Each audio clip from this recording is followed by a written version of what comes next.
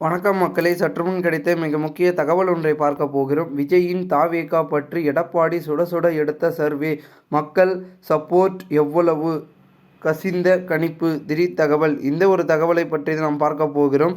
தகவலை பார்ப்பதற்கு முன்னதாக நீங்கள் நம்மளுடைய சேனலுக்கு புதிய பார்வையாளர்களாக இருந்தீர்கள் என்றால் மறக்காமல் நம்மளுடைய சேனலை சப்ஸ்கிரைப் செய்து வைத்துக் கொள்ளுங்கள் மக்களே.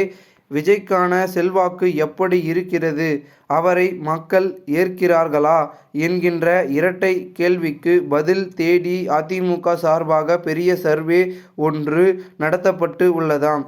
சட்டமன்ற தேர்தலை எதிர்கொள்ளும் விதமாக பிரதான கட்சிகள் அனைத்தும் கள நிலவரங்கள் எப்படி இருக்கிறது, மக்கள் மனநிலை என்ன என்பதனை அறிய தனியார் ஏஜென்சிகள் மூலம் இரகசிய சர்வே எடுத்து பார்க்கின்றனர். இந்த சர்வே எடுப்பதன் நோக்கம் தங்கள் கட்சிக்கு மக்களின் ஆதரவு எப்படி இருக்கிறது என்பதனை அறிவதும் ஒரு புறம் இருந்தாலும் எதிர்க்கட்சி எந்த அளவுக்கு ஆதரவு எதிர்ப்பும் இருக்கிறது என்பதனையும் தெரிந்து கொள்வதுதான் பிரதான கட்சிகளின் நோக்கமாக இருக்கிறது. இதற்கு காரணம் எதிர்க்கட்சிகள் வலுவாக இருக்கும் இடங்களில் அதனை பலகீனமாக்கவும், தங்கள் கட்சி மார்ஜினில் வெற்றி வாய்ப்பை இழக்கும் இடங்களில் கூடுதல் கவனம் செலுத்துவதற்காகவும் தான். அந்த வகையில் திமுகவிற்கு தான் ஸ்டாலினின் மருமகன் சபரீசன் பெண் நிறுவனம் இயங்கி வருகிறது. அதேபோல் நடிகர் விஜயின் தாவேகாவிற்காக அக்கட்சியின் தேர்தல் பிரிவு செயலாளர் ஆதவ் அர்ஜுனாவின் வாய்ஸ் ஆப் கமெண்ட்ஸ் அமைப்பு கவனித்து வருகிறது.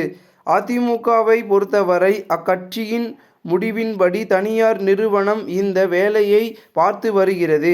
அதே சமயம் எடப்பாடி பழனிசாமியின் மக்கள் மீதும் தனிமையாக ஒரு தனியார் ஏஜென்சி மூலம் தமிழக தேர்தல் களத்தின் பல்லைஸை அறிந்து கொள்கிறது.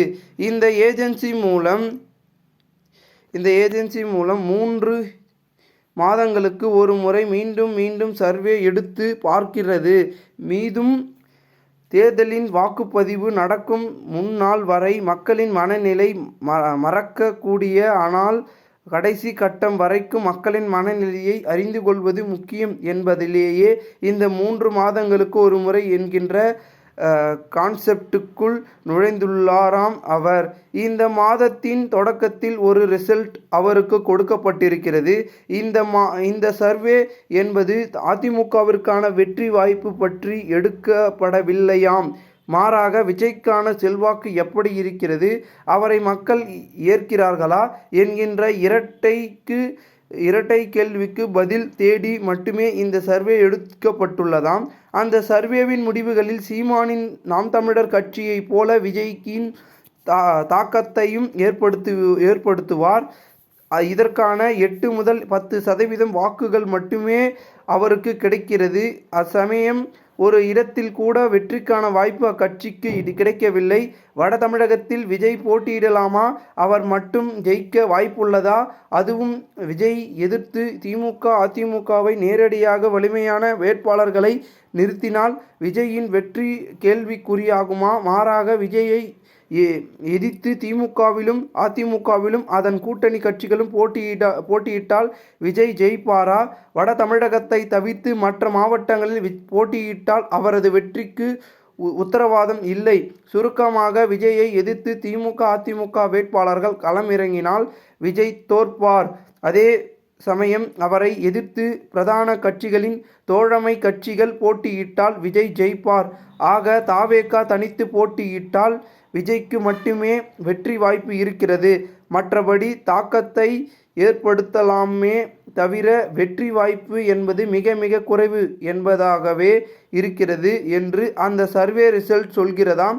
இந்த முடிவுகளை எடப்பாடி பழனிசாமியிடம் மிதுமின் காட்டியுள்ளார் என்கின்றனர் மிதுமினின் நட்பு வட்டாரங்கள். இந்த ஒரு தகவல் அரசியல் வட்டாரங்களில் வெளியாகி பெரும் பரபரப்பாகவும் பேசும் பொருளாகவும் மாறியிருக்கிறது. இந்த ஒரு தகவலை குறித்த பொதுமக்கள் உங்களுடைய கருத்துக்களை கமெண்ட் மூலமாக தெரிவிங்கள். இதுபோன்று அரசியல் சார்ந்த நிகழ்வுகளாம் தினசரி நீங்கள் தெரிந்து கொள்ள நம்மளுடைய தமிழகத்தின் அரசியல் என்னும் சேனலை சப்ஸ்கிரைப் செய்து வைத்துக் கொள்ளுங்கள்.